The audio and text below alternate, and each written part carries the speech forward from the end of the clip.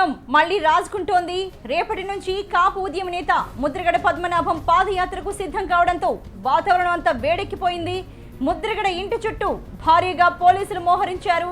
పాదయాత్రకు ప్రభుత్వం అనుమతి ఇచ్చేది లేదని ప్రభుత్వం చెబుతూ ఉంటే పాదయాత్ర చేసి తీరుతానని ముద్రగడ తేల్చి చెప్తున్నారు. దీంతో కిల్లంపూడిలో హైటెన్షన్ నెలకొంది.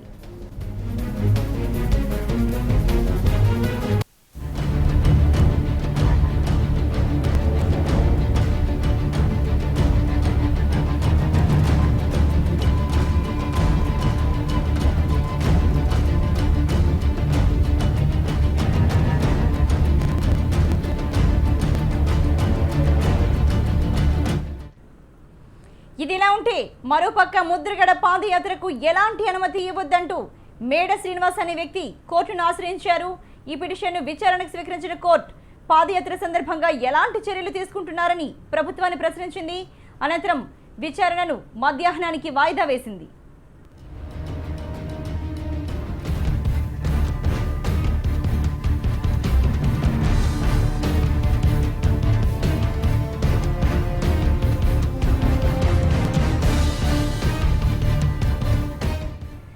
ముద్రగడ పాదయాత్రకు సంబంధించి మనతో మాట్లాడడానికి కాపు రిజర్వేషన్ పోరాట సమితి నేత రామకృష్ణ ఫోన్ లైన్ లో అందుబాటులో ఉన్నారు.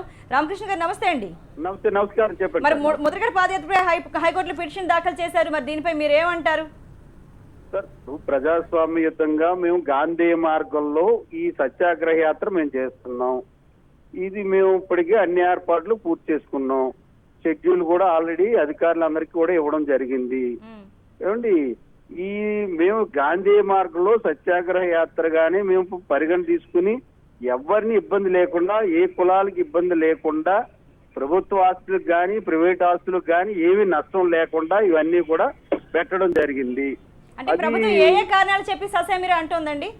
ప్రభుత్వం ఏంటంటే వారు ఏదో చూపించేసి వేలాది మంది పోలీసులు దింపేసేసి ఏదో తీవ్ర ఉక్కుపాదంతో నిర్బంధం చేసేస్తామనంటే ఎంతవరకు సమంజసం?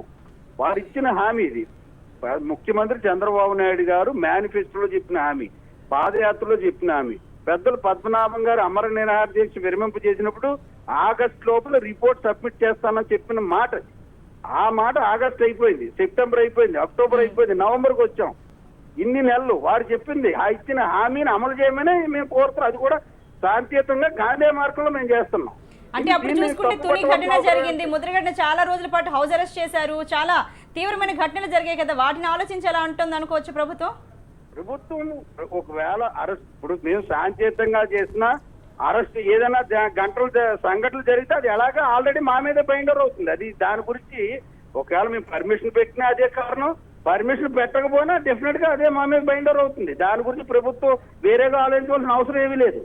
అయితే రామకృష్ణ గారు మొత్తం ఎన్ని రోజులు పాదయాత్ర అనుకుంటున్నారు? మొత్తం ఎన్ని కిలోమీటర్ల మేర అనుకుంటున్నారు? ఏమనుకుంటున్నారండి? 115 కిలోమీటర్ల పాదయాత్ర అండి. రావులపాలెం నుంచి 5 రోజులు అనుకున్నాం, కానీ 6 రోజులు, రోజుకి 18 నుంచి 20 కిలోమీటర్ల చొప్పున 6 రోజుల పాదయాత్ర జరుగుతుందండి. ఇది ఆ రకంగా దీనికి సహకరించమని చెప్పి అందరినీ కోరుతున్నాం సార్. ఓకే, మరి మీతో పాటు సహకరించే వాళ్ళు ఎంతమంది వరకు ఉంటారని మీరు ఊహిస్తున్నారండి? మేము ఖచ్చితంగా యావత్ కాపు, తెలగ, బలిజ, ఒంటరి కులాల పూర్తి మద్దతు ఈ ఉద్యమానికి ఉంది.